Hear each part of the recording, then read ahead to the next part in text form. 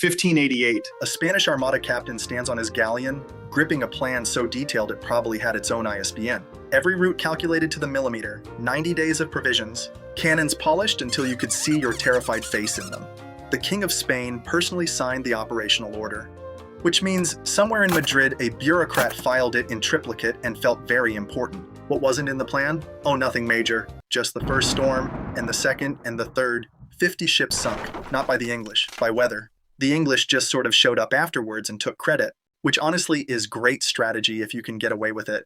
Plans work under one tiny, often overlooked condition, that reality cooperates. Reality, as it turns out, has never read a single plan in its life, and has no intention of starting. Reality is that friend who agrees to dinner at 7 and shows up at 8:40 with a story about traffic that didn't exist. 3 people across history figured out what to do about this. A Greek slave who couldn't walk straight, an Air Force colonel who couldn't stop drawing diagrams, and a Lebanese mathematician who made a career out of being invited to dinner parties and never being invited back. They never met, they arrived at the same conclusion. And by the end of this, you'll have it too. And be mildly annoyed that you spent years color-coding spreadsheets instead. The fiction. We are trained from the moment someone hands us a syllabus to plan outcomes. Quarterly targets, 5-year career trajectories, marriage by 30, first house by 32, golden retriever by 34, existential crisis by 40.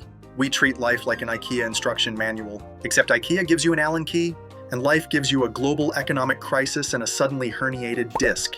The feeling of having a plan is delicious. It feels like control. It feels like you've grabbed the steering wheel of destiny. But most of the time, you're just gripping a toy steering wheel, while the universe drives you through a car wash with the windows down. And when the plan starts to crumble, and it always does, we don't abandon it, we double down.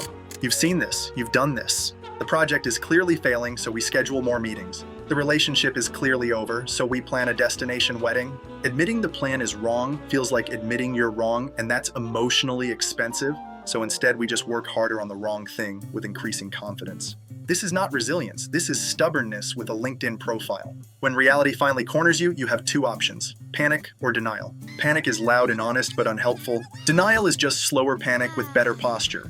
Neither fixes the problem. The storm doesn't negotiate with your schedule. The competitor doesn't check your roadmap before eating your market share. Your body does not consult your calendar before producing a suspicious lump.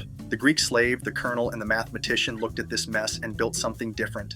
Not a fancier plan, a system that actually works when everything goes wrong, which historically is most of the time. My private lecture series collapsed 4 times. Each collapse was the world's error. Never the plans, and certainly never mine. The slave. The slave was Epictetus, born in the household of Nero's secretary. And if you know anything about Nero's management style, the Glassdoor reviews would have been harsh. At some point, his leg was permanently damaged. Historical sources disagree on whether it was a beating or an illness, which tells you how well ancient Rome documented workplace injuries. He limped for the rest of his life, and instead of starting a podcast about it, sat down and figured out something genuinely useful. He split the entire world into 2 columns. In one column, what depends on me? My judgments, my decisions, my responses. In the other, literally everything else. The weather, the emperor, other people's opinions, whether that barista finally spells my name right. He called it the dichotomy of control, and philosophers have been nodding at it for 2 millennia. And then going straight back to arguing with strangers on the internet. From this, he built a practice called premeditatio malorum, the premeditation of evils. Every morning, you sit down and vividly imagine the worst possible day. You lose your job, your house burns down, someone you love dies. Not because you're a masochist, but because you're training. When the disaster actually arrives, your response is already loaded. You've cried about this already. That was Tuesday, now it's game time. Seneca, one of the richest men in Rome, practiced days of poverty. Dressed in rags, ate scraps, slept on the floor. His argument, if fortune stripped him of everything, he wouldn't need to improvise. His servants probably found this insufferable. Imagine being an actual poor person in ancient Rome watching a millionaire larp poverty in his own villa. Every morning, I perform the mental exercise of possessing an average intellect. I call it premeditatio vulgaris. It helps me understand the rest of the world better. I manage about 40 seconds before it becomes unbearable. but the principle stands. Rehearse the worst, so the worst doesn't catch you flat-footed. Marcus Aurelius woke up every morning and wrote a script for the day. If someone insults me in the Senate, I will not cry or have them executed. I will take a breath and remember they're probably just constipated. That's Stoicism. The key word across all three, before. Before the adrenaline, before the chaos, before your brain turns into a squirrel on espresso. The Colonel. Cut to Korea, 1950. Colonel John Boyd is staring at a statistic that makes no sense. American pilots in F-86 Sabres are shooting down Soviet MiG-15s at a ratio of 10-1. The MiG is faster, climbs better, has a higher ceiling. On paper, the Americans should be getting shredded. Instead, they're turning the sky into a Soviet airman's very bad day. Boyd digs in. He's the kind of guy who would explain fighter tactics at a wedding. What he finds is that the difference isn't the planes or even pilot skill. It's doctrine. Soviet pilots operated under centralized command. See enemy, radio ground control. Ask permission, wait. Receive instructions, act. It's the aerial equivalent of needing manager approval to refill the coffee machine. By the time the Soviet pilot got a response, the American had already shot him down. American pilots trained in free play exercises. Unstructured dogfights, no scripts, no calling base, just chaos and decision-making at 600 miles per hour. They built a mental library of responses for situations they'd never specifically planned for, but had rehearsed endlessly in unpredictable conditions. Boyd formalized this into the OODA Loop: observe, orient, decide, act. You see something, you interpret it, you decide, you act. Then the loop starts again. The person who completes that loop faster makes the other side permanently reactive and confused, like playing chess against someone who moves before you finish processing your own turn. You're always 3 steps behind, sweating, while they're leaning back, drinking a smoothie. Consider this: the most important phase isn't observe, it's orient. Orientation is your internal library of pre-built models, rehearsed scenarios, and trained responses. If you've already preloaded a response for MiG diving at 400 knots, your orientation takes milliseconds. If you haven't, you're building one from scratch while adrenaline floods your system. Good luck with that. The Stoics built the library. Boyd built the search engine that runs it at combat speed. The Mathematician. Now meet Nassim Taleb, Lebanese mathematician, former options trader, professional irritant. He spent years on Wall Street realizing the entire financial industry's risk models were elaborate fortune cookies written by people who mistook a bell curve for a crystal ball. He was not popular. He's the guy at the party who says, well, actually, your retirement portfolio is structurally fragile, and then seems genuinely puzzled when no one refills his wine.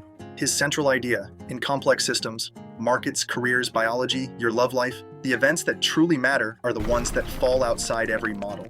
The outliers, the ones analysts dismiss as statistically impossible until they happen, at which point everyone retroactively claims they saw them coming. He called them black swans because before Australia was discovered, Europeans assumed all swans were white. Then someone found black swans in Australia, and all swans are white became a very embarrassing sentence in every natural history book. Just because you haven't seen it doesn't mean it can't happen. It means your data set is too small and you're overconfident, which is also a great description of most people's 20s. Taleb's conclusion: you can't predict these events. Stop trying, you're not a prophet. You're a person with a spreadsheet and a minor in economics. Build asymmetric responses instead. Positions where being wrong costs you a little, but being right pays out enormously. His fund universe has spent years losing small amounts every quarter, paying insurance premiums against disasters everyone else thought were paranoid fantasy. Other traders left. Taleb was fine. He'd been laughed at his whole career. Then one of those events arrived that no model had assigned meaningful probability. Markets collapsed. Universa returned over 3,600% in a single quarter. They didn't predict it. They had a response pre-built for any black swan. The specific swan didn't matter. The response was already loaded. The practical framework is the barbell. 90% in the ultra-safe, the boring, the unbreakable. 10% in high risk, high upside bets where you can lose everything and be fine, but if it hits, you win asymmetrically. Nothing in the fragile middle. The middle is where people keep everything, and then lose sleep when interest rates move 0.5%. Applied to life, stable income that covers your bills, and 10% of your time on weird experiments, a side project, a YouTube channel, a business idea that costs almost nothing to try. If it fails, you keep your job. If it works, you're somewhere all the reasonable people with their 5-year plans simply can't reach. You didn't plan the outcome, you architected the response. The Convergence. 3 traditions, centuries apart, no communication, same answer. At this point, it's either a conspiracy or just something true. The Stoic builds the library. You've already decided in calm conditions how you'll respond to the firing. The betrayal, the diagnosis, the market crash. The emotional protocol is written. The practical steps are listed. You don't design this stuff during the earthquake. You design it on a boring Sunday with a cup of tea. Boyd builds the engine. The OODA Loop runs the library at speed. Pattern recognition, instant match, action. Deliberation is for when you have time, and when chaos arrives, time is precisely what you don't have. Taleb builds the architecture. The barbell ensures your responses are asymmetric. Downside capped, upside open. You're not just surviving chaos, you're positioned to profit from it, while everyone else is panicking and selling you their assets at a discount. Underneath all three, some deeply unflattering neuroscience. When a real shock hits, your amygdala hijacks your prefrontal cortex, the part responsible for rational thought, long-term planning, and not screaming. It goes dark. What's left is whatever you preloaded through repetition. Psychologist Peter Gollwitzer studied implementation intentions, specific if-then plans. If X happens, I will do Y. People who formulate these are 2 to 3 times more likely to actually execute under stress than people who just had good intentions. Good intentions are about as useful under pressure as a motivational poster of a cat hanging from a branch. You're preloading your brain's emergency operating system. The Stoics called it premeditatio. Navy SEALs call it training. Taleb calls it optionality. Boyd calls it orientation. The label doesn't matter. The mechanism is identical. It's the only thing that actually works when your prefrontal cortex has left the building. The install. 3 exercises, they map to the 3 layers, 0 apps required, no subscription. You can do them right now, and honestly, you probably should, because your current plan is almost certainly a house of cards in a wind tunnel. First, the Sunday premortem. Every Sunday, 10 minutes, imagine the worst possible week. Not vaguely, specifically, you get fired, a client ghosts you, someone gets sick, your hard drive dies, and your backup was apparently a myth you told yourself. For each scenario, write 1 sentence. If this happens, the first thing I do is 1 concrete action decided in calm conditions before the adrenaline hits and your brain becomes a malfunctioning vending machine. That single sentence is worth more in a crisis than an entire business continuity plan you'll never open. Second, the barbell audit. Look at your life. Where are your resources actually sitting? If you're like most people, they're crammed into the fragile middle. 1 job, 1 income stream, 1 version of the future that requires most things to go right. That's not a strategy, that's a prayer. Build a stable base that covers your essentials and carve out 10% for asymmetric bets. The 10% isn't a backup plan, it's your lottery ticket that you can print repeatedly. Third, the deliberate simulation. Once a month, run the scenario you dread. Have the difficult conversation.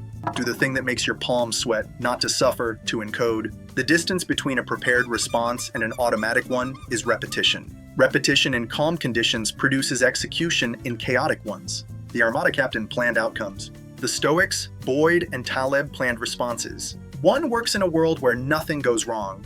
The other works in this one. Right now, somewhere, someone is writing a 5-year plan. Color-coded tabs, quarterly milestones, a vision statement that took 3 hours to wordsmith. That plan is going to get hit, not because of bad luck, but because the world has a 100% historical track record of disrupting plans that don't account for chaos. Every single time. Don't build a better forecast, build a better response. Because when the storm comes, and it will, you don't rise to the level of your plan, you fall to the level of your preparation.